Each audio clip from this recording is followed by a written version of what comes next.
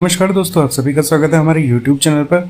अक्टूबर महीना शुरू होते ही आपको पता है कि एपीएस भर्ती का विज्ञापन पिछले महीने जारी हो गया था। अब आयोग ने ऑफिशियली ये बता रखा है कि इसके बाद आरओ का विज्ञापन जो है अक्टूबर महीने में आना है। देखिए, आज के समाचार पत्र में एक खबर है कि आरओ का विज्ञापन इसी हफ्ते जारी करने की तैयारी में आयोग है। अभ्यर्थी को 2 साल से इंतजार, 180 पदों पर प्रस्तावित है भर्ती। ये 180 पद जो है अभी इसलिए बताया जा रहा है अखबार में क्योंकि पहले लेटर जारी किया था ऑफिशियली, उसमें इतने ही पदों के बारे में जिक्र किया गया था। आपका प्रीलिम्स का प्रारंभिक परीक्षा का रिजल्ट आते आते ये पद आपके कम से कम 300 लमसम हो सकते हैं। आइए देखते हैं आज की क्या खबर है। उत्तर प्रदेश लोक सेवा आयोग समीक्षा अधिकारी, सहायक समीक्षा अधिकारी भर्ती परीक्षा 2023 का विज्ञापन इसी हफ्ते जारी करने की तैयारी में है। अभ्यर्थी 2 साल से इस भर्ती का इंतजार कर रहे हैं। आरओ के 180 पदों पर भर्ती की तैयारी है। ये भर्ती भी कई माह से समकक्ष अर्हता के विवाद में फंसी हुई थी। आयोग को भर्ती के लिए रिक्त पदों का अध्याचन काफ़ी पहले मिल चुका था, लेकिन समकक्ष अर्हता पर स्थिति स्पष्ट न होने के कारण आयोग विज्ञापन जारी नहीं कर रहा था। अब शासन स्तर से समकक्ष अर्हता पर स्थिति स्पष्ट कर दी गई है और भर्ती का विज्ञापन जारी होने का रास्ता भी साफ हो गया है। इसी तरह अपर निजी सचिव के पदों पर भी भर्ती समकक्ष अर्हता के विवाद में फंसी हुई थी। इस भर्ती का विज्ञापन भी आयोग ने कुछ दिनों पहले जारी किया है। यह भर्ती भी 10 साल बाद आई है। हालांकि एपीएस भर्ती के मुकाबले आरओ भर्ती में आवेदन करने वाले अभ्यर्थियों की संख्या कई गुना अधिक होती है और आयोग के लिए यह वजह चुनौती बनी हुई है। दरअसल आयोग ने अपने सभी भर्ती परीक्षाओं के लिए वन टाइम रजिस्ट्रेशन यानी ओटीआर अनिवार्य कर दिया है। ओटीआर नंबर के बिना अभ्यर्थियों के आवेदन स्वीकृत नहीं होंगे। समस्या यह है कि इस भर्ती के लिए जितनी संख्या में आवेदन अपेक्षित हैं उतनी संख्या में अभी ओटीआर नहीं हुए हैं। ऐसे में विज्ञापन जारी होने के बाद आवेदन फंस सकते हैं। इस वजह से आयोग के सचिव ने दिशा निर्देश भी जारी किए हैं कि अभ्यर्थी विज्ञापन जारी होने से पूर्व ओटीआर नंबर जरूर प्राप्त कर लें। आयोग की आरओ भर्ती हो या कोई भी भर्ती हो, मतलब आपको आयोग का अगर कोई भी फॉर्म भरना है, कोई भी वैकेंसी आती है, किसी भी भर्ती परीक्षा का आपको आवेदन करना है, उसके लिए आपको ओटीआर नंबर आपको ज़रूर प्राप्त कर लेना है। ओटीआर कैसे प्राप्त होगा? आपको आयोग की वेबसाइट पर जाना है, ओटीआर का पूरा रजिस्ट्रेशन करना है। सिर्फ ओटीआर नंबर प्राप्त करने से आपका ओटीआर पूरा फाइनल नहीं हो जाएगा। आपको ओटीआर ए से लेकर के पूरा जेड तक, मतलब इवन उसके सारे जितने भी चीज़ें हैं वो सब कंप्लीट डिटेल्स के साथ भर दीजिए। तो सब लोग बहुत अच्छे से जानते हैं कि जब आयोग यूपी पीसीएस की भर्ती में 2023 की, जिनका प्रीलिम्स होने के बाद मेंस के लिए उन्होंने आवेदन किया था, उनका फॉर्म रिजेक्ट हो गया था।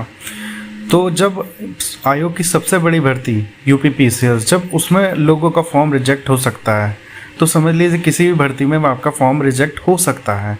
इसलिए आपको ओटीआर जो है बहुत गहनता से भरना है, बहुत सावधानी पूर्वक भरिए, पूरी कंप्लीट डिटेल्स के साथ भरिए, कोई भी कमी ना रखिए। क्योंकि अगर मान लीजिए आपका प्रीलिम्स निकल गया, मेंस के टाइम में अगर आपका फॉर्म रिजेक्ट हो गया, कितने बड़ी दुख की बात है। आयोग को इस बारे में भी कुछ एक्शन लेना चाहिए। लेकिन एक बात ये भी है कि आप लोग अपना फॉर्म इतना ध्यान से क्यों नहीं भर पा रहे हैं। तो इसलिए ओटीआर भरना सिर्फ ओटीआर नंबर प्राप्त कर लेना ही तक सीमित नहीं है। ओटीआर का मतलब है ओटीआर रजिस्ट्रेशन आपका पूरा कंप्लीट होना चाहिए, तब आपका जो है फॉर्म सही से मान्य होगा। आप लोग खुद जानते हैं कि आरओ की भर्ती परीक्षा में काफ़ी लोग आवेदन करने वाले हैं। एपीएस से कई गुना तुलना में आरओ में आवेदन होंगे। इसीलिए आयोग बार बार कह रहा है कि जो है ओटीआर आप लोग पहले भर लीजिए। तो देखिए, ओटीआर की धीमी गति से भर्तियों के आवेदन फंसे। उत्तर प्रदेश लोक सेवा आयोग ने 1 अप्रैल 2023 से अपनी सभी भर्ती परीक्षाओं में ऑनलाइन आवेदन के लिए वन टाइम रजिस्ट्रेशन अनिवार्य कर दिया है। ओटीआर की संख्या अभी बहुत कम है। ऐसे में जिन भर्तियों के लिए आवेदन की प्रक्रिया चल रही है उनमें बिना ओटीआर नंबर के अभ्यर्थी आवेदन नहीं कर पा रहे हैं। आयोग ने अभ्यर्थी को चेताया कि अगर ओटीआर नंबर प्राप्त नहीं किया तो भविष्य आने वाली बड़ी भर्तियों के आवेदन से वंचित रह जाने पर अभ्यर्थी स्वयं जिम्मेदार होंगे। ओटीआर की धीमी गति के कारण आयोग को पिछले दिनों 3 भर्ती परीक्षाओं की आवेदन तिथि बढ़ानी पड़ी। इनमें सहायक नियोजक परीक्षा 2023 के आवेदन की अंतिम तिथि 14 सितंबर से बढ़ाकर 21 सितंबर, स्टाफ नर्स पुरुष महिला परीक्षा 2023 के आवेदन की अंतिम तिथि 21 सितंबर से बढ़ाकर 29 सितंबर और स्टाफ नर्स आयुर्वेद परीक्षा 2023 की अंतिम तिथि 4 अक्टूबर से बढ़ाकर 11 अक्टूबर करनी पड़ी। अगर ओटीआर को अभ्यर्थियों ने गंभीरता से लिया जाता और समय से रजिस्ट्रेशन कर लिया होता तो भर्तियों को आवेदन तिथि बढ़ाने की ज़रूरत न पड़ती। आयोग के सामने सबसे बड़ी चुनौती बाकी है। अक्टूबर में समीक्षा अधिकारी, सहायक समीक्षा अधिकारी परीक्षा का विज्ञापन जारी किए जाने की तैयारी है। आरओ के 181 पदों पर भर्ती के लिए अक्टूबर से पहले सप्ताह में विज्ञापन संभावित है। विज्ञापन जारी होने वाले दिन से ही ऑनलाइन आवेदन की प्रक्रिया शुरू हो जाएगी। आरओ की भर्ती के लिए लाखों की संख्या में आवेदन आते हैं, जबकि ओटीआर की संख्या अभी बहुत कम है। ऐसे में विज्ञापन जारी होने के बाद ओटीआर नंबर प्राप्त न करने के कारण बड़ी संख्या में अभ्यर्थी आवेदन से वंचित हो सकते हैं। आयोग के सचिव अशोक कुमार की दिशा निर्देश जारी किए गए हैं कि आरओ परीक्षा का विज्ञापन शीघ्र जारी किया जाना है, जिसमें आवेदन के लिए ओटीआर की प्रक्रिया पूर्ण करके ओटीआर नंबर प्राप्त करना अनिवार्य है। तो ओटीआर सबसे ज़्यादा ज़रूरी है। आप लोग सबसे पहले ओटीआर भर लीजिए। जिन लोगों को भी आरओ का फॉर्म भरना है वो सभी लोग ओटीआर ज़रूर भर लें। और ओटीआर से भरना नहीं है, पूरा फॉर्म कंप्लीट भरना है, क्योंकि अगर एक मिस्टेक हुई, समझ लीजिए प्रीलिम्स के बाद भी आपका फॉर्म रिजेक्ट हो गया, तो वो सिर्फ आपकी गलती है, उसमें फिर आयोग सुनने नहीं वाला है।